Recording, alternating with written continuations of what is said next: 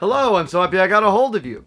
So one of the things I had as a kid that I never really thought much of at the time, though the older I get, the more romanticized I start hearing it, is the Sega Channel.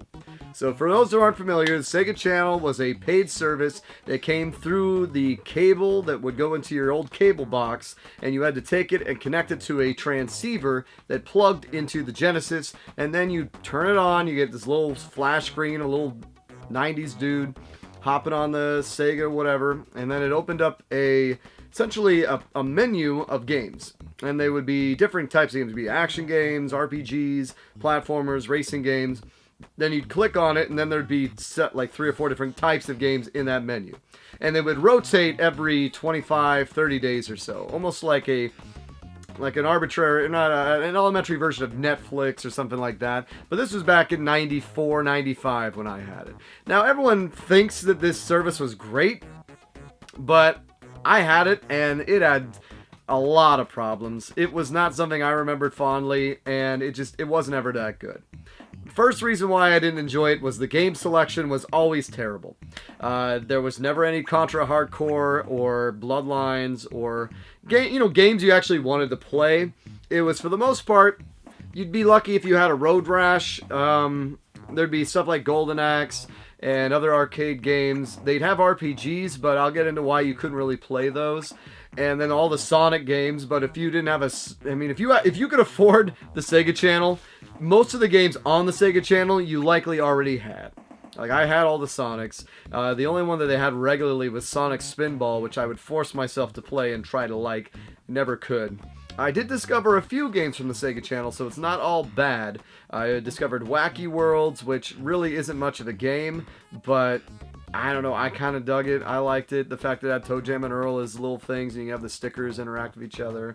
I discovered Mutant League Hockey from the Sega Channel, I'm fairly certain, because how else would I have found it? And what a great pickup that was. But there were certain games that never came on it, like A Haunting starring Poltergeist. That was a game I could never remember what the name of it was, or I just, for some reason, never went out and picked up, and I was always waiting for it to be on the Sega Channel, and it never was, and it always bummed me out. And other games, like I discovered Comic Zone on the Sega Channel, though Comic Zone, while yes, it's playable and it's fun, it's not necessarily a great game, just because it's so brutally hard. I played Doom Troopers on the Genesis, I played just Earthworm Jim sometime was on there, but nothing was great. And the biggest reason why nothing was great is because you couldn't save on the Sega Channel. Now hear me out. So the reason why you couldn't save is if you turned off your Sega Genesis, or if you disconnected the cable, the whole thing wiped. Like, it never saved anything on the actual Genesis itself.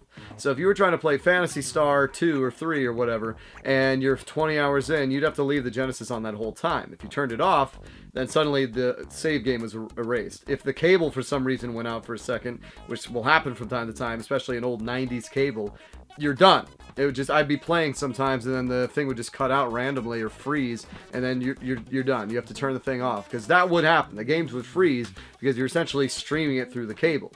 So that's why it was good for pick up and play games like Mutant League Hockey and stuff like that, but if you couldn't save on the actual thing, everything was just how long was the Genesis left on. And I know this is going to sound like another first world problem, but the way my kid room was set up is I actually was very fortunate. I had 2 TVs. I had a TV for TV, and then I had a TV for games, and they were kind of, I had one on the left and one on the right, and I would spend a lot of my childhood playing on the small TV while I had TV running on the big TV, like Nickelodeon or stuff like that.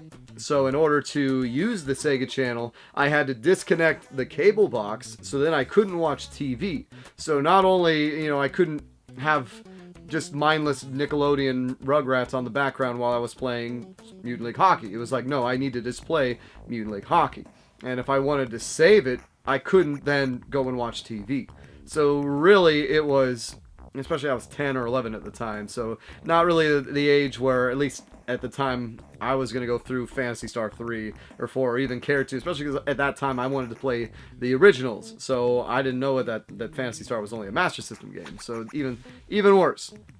So that was the biggest issue, is I lost TV when I was playing the Sega Channel, so it really, I really just I almost regret having it because I felt like it kept me from getting more games because my parents were paying whatever the $15, $20 a month it was. So I'm sure they were like, oh, we're not going to buy you anything. We have the Sega Channel. And I think that's eventually how we ended up getting rid of it, was it's like, I'm not using this stuff, guys.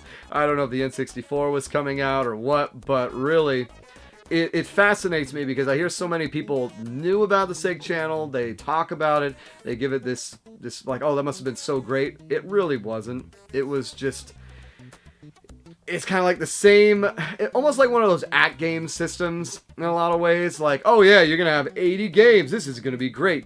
Yeah, but it's always clacks. And I mean, if it was a Road Rash, those were great, but it wasn't anything worth playing for the most part. But who knows? I could have been way off. You know, going back, maybe I would have found games, but there was never Contra, there was never Castlevania or anything like that.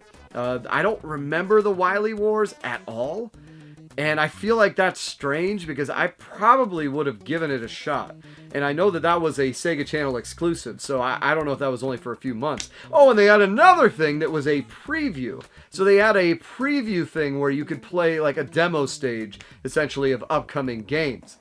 And I think that was the first time I ever played Sonic 3, maybe, or something. Like, they had a demo stage where you could play a game that was going to come out, and then it would just turn off, or just something. Well, that demo stage was the same game, I feel like, for like 3-4 months at a time. It wasn't like, oh, you're going to get this. Like, there was like 2 games, and they were always stuff like Madden, or nothing that you wanted to play.